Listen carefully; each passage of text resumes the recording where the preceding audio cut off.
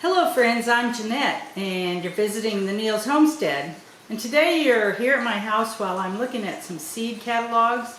And I'm thinking about that I want to tell you how much seed varieties matter when you're trying to plan out your garden.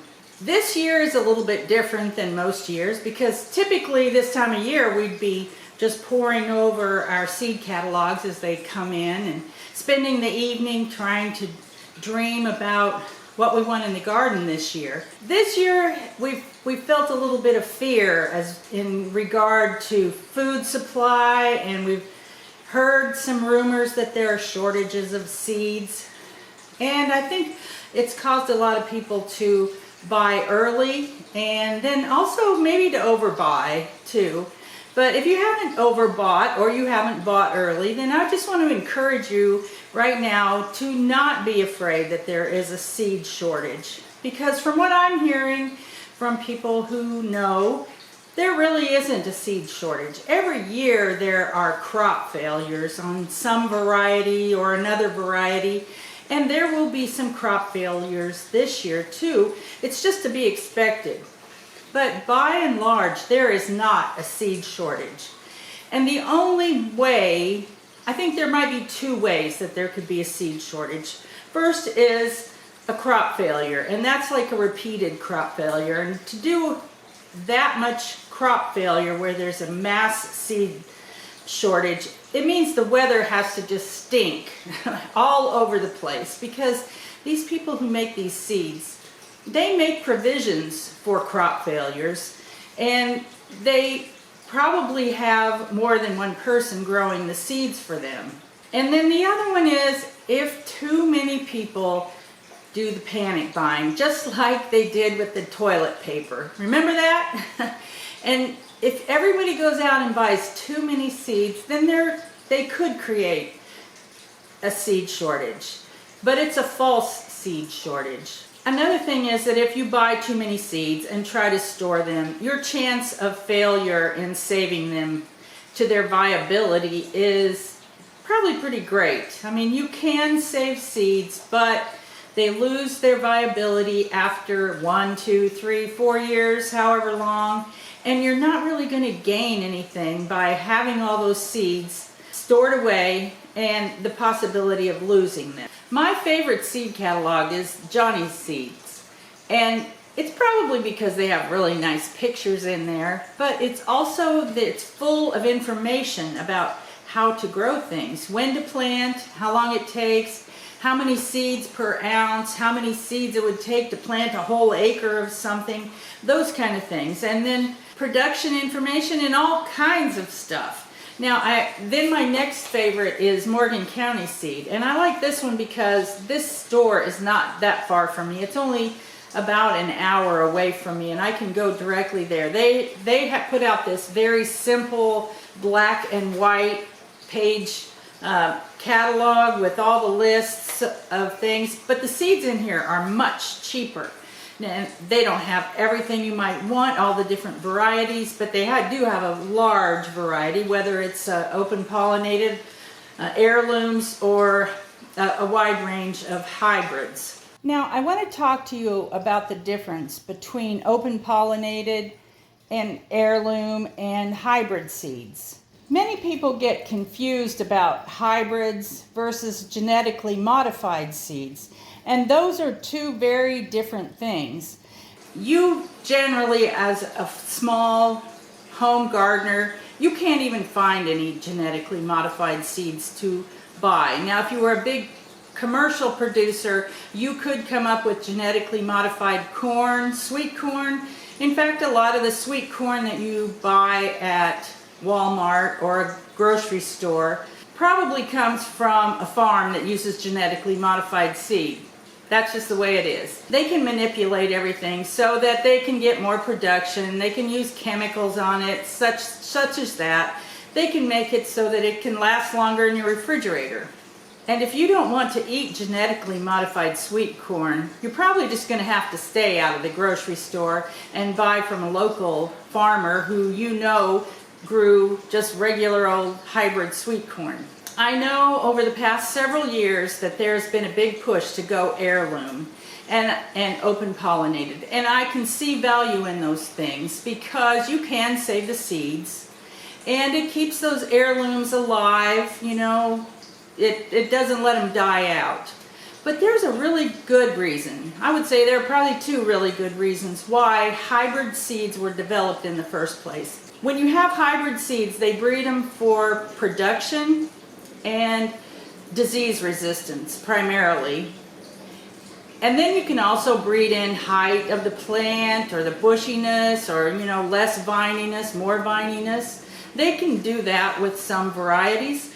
But those two things of production and disease resistance, that's what it's all about. And then the other reason why they make hybrids, I'm sure, is money, because the hybrid seeds cost more. And they can patent the hybrid seeds so that they can kind of own those. If they come up with something really great, they can own that and they can make more money. Now, we all know that everybody wants to make money, and I don't blame these guys for wanting to make money. I'm okay with that, and I'm okay with them selling me the seeds that I have to buy year after year instead of being able to save them. Because from my experience as a market gardener, I know production counts, disease resistant counts. Those are massive things. And if you look in Johnny's seed catalog, when you, for instance, look at eggplant. Now, if you see a name of an eggplant variety and it has F1 after it, that means it's a hybrid. If it doesn't have that after it, it's an open pollinated. And then it will go down here and they'll always tell you whether it's high production, low production. You know, they're probably not going to brag about it if it's low production, and then it will usually tell you what disease they're resistant to. Because there are all kinds of fungal diseases that can attack your garden. And they've built into some of these hybrid seeds the ability to fight that off, to be resistant to it.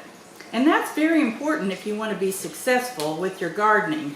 So those are things I look at when I'm examining a new type of seed, a new variety of seed that I might want to try. So say I want to grow some little snack peppers. I'm going to go into Johnny's seed catalog and I'm going to see what varieties they have. I mean, you're going to have some that are red, yellow, orange. I've even seen, you know, the purple ones, all different kinds of things. So then I'm going to go through and I'm going to look at what they say about production. I'm going to look at maybe what they say about the height of the plant. Does it get too tall, which makes it kind of want to fall over, or is it shorter and compact, which is generally a better plant if you're going to have it outside in the wind. If I know that in my garden I have trouble with a certain disease, say fusarium wilt, or some other kind of fungal disease that has just shown up year after year after year, I'm going to look for a variety that has some resistance to that. Now, that doesn't mean it can't hit your plant if you let it, but it would have a better chance of survivability if you find something that's resistant to that. Now, as far as saving seeds is concerned, it's not just a matter of picking the seeds out and sticking them in an envelope and keeping them till next year. There are different ways that you keep seeds. Primarily, you let them dry, or with tomatoes, you have to let them ferment. If you want to save seeds, if you want to experience that, then you need to get a book or do some learning on your own about how to do it.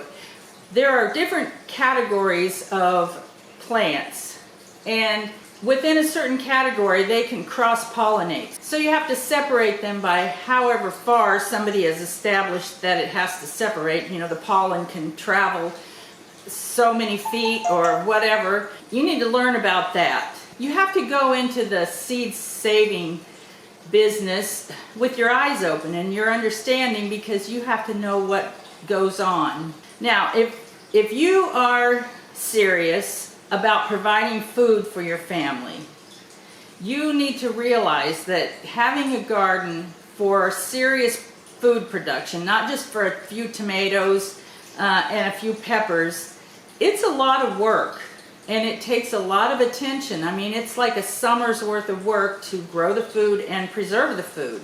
if you really want to make food for your family, I suggest that you go with hybrid seeds because the production is so much better. And I think especially if you are learning how to garden, you would have better success with hybrid seeds because you're going to have the better production and the better disease resistant. Growing a garden can be a joy, but if you don't do it right, it can also be a devastation because you've poured your heart and your soul and your money and your work into a garden patch.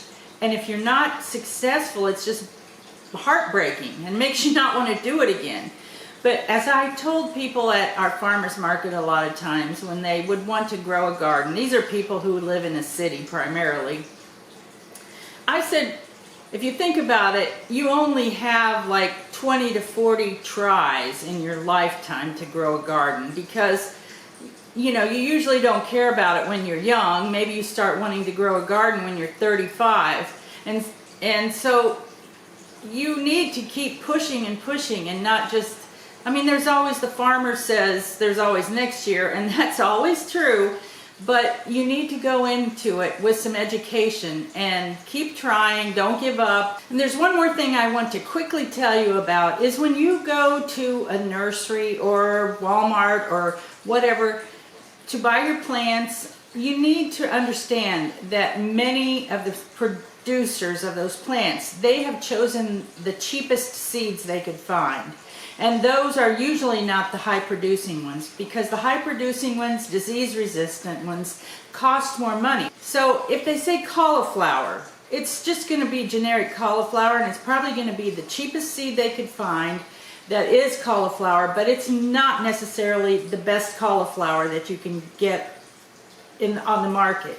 So be educated about when you go to buy your plants from somebody, that you know what you're doing, that you've looked through a seed catalog and you're familiar with some names of some varieties that you want to get and see if you can find them. A lot of times you'll have to grow your own to get just what you want, but educate yourself a little bit and then you can be better prepared. So have fun looking through your seed catalogs this year and making your choices. And I hope you can make wise ones, and I hope we have a great growing year. See you next time.